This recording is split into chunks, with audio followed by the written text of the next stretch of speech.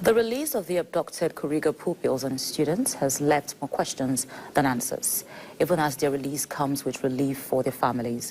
One of such is now a large number of children, all in school uniform, were taken away from Kaduna State to Zamfara State, where they were eventually located and released.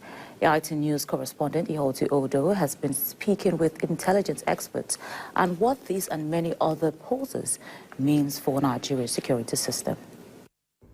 Call it another major security gaffe, and you won't be wrong. The pattern is all too familiar. Bandits embark on a mass abduction. The president condemns it and demands action, and security agencies return weeks or months later to announce a rescue. Brings us back to the question of how it was allowed to happen in the first place. Now, let's take a closer look at the Kuriga incident.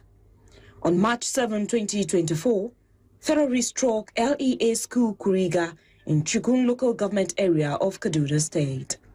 Dominant media reports said total number of children kidnapped was 287. 2 weeks after, the military announced the rescue, but puts the number at 137. The Director of Defense Media Operations, Major General Edward Buba, explained the number disparity, saying, "The military never gave any figures of persons abducted because they were all speculative.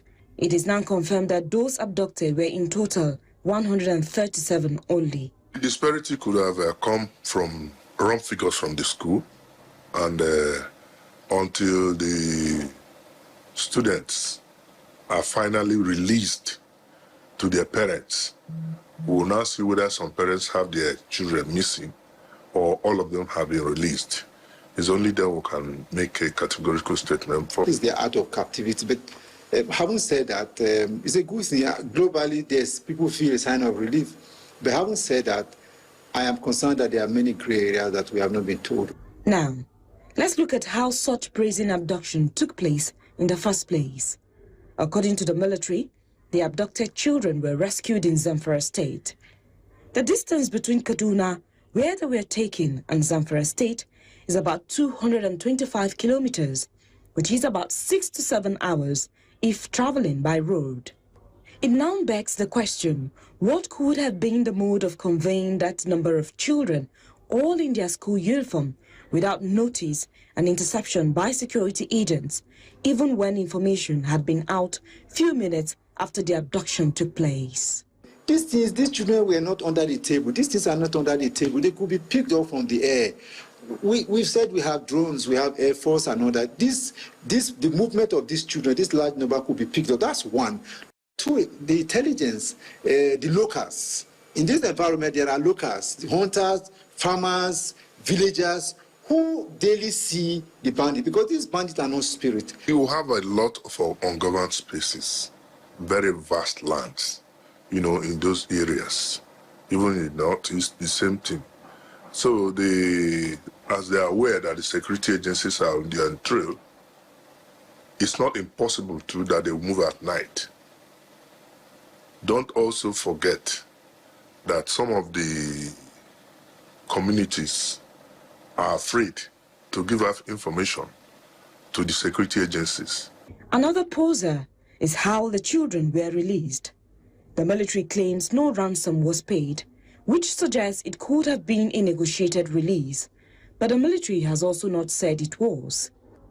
So, was it a special military operation, since the military claims it was a rescue?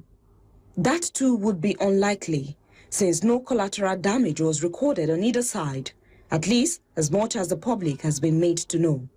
If you say there was a rescue, that means there must have been a confrontation where the military overpowered the bandit. So does it mean that no bandit was arrested, no bandit was killed, and all that? Like I said again, when things like this happen, it's always very good to come out so that you will not leave doubt in the heart of the people. But to avoid the recurrence of this incident, we should deploy more of technology in terms of drones to get their location and possibly use the area of power, the Air Force, for instance, to bomb them.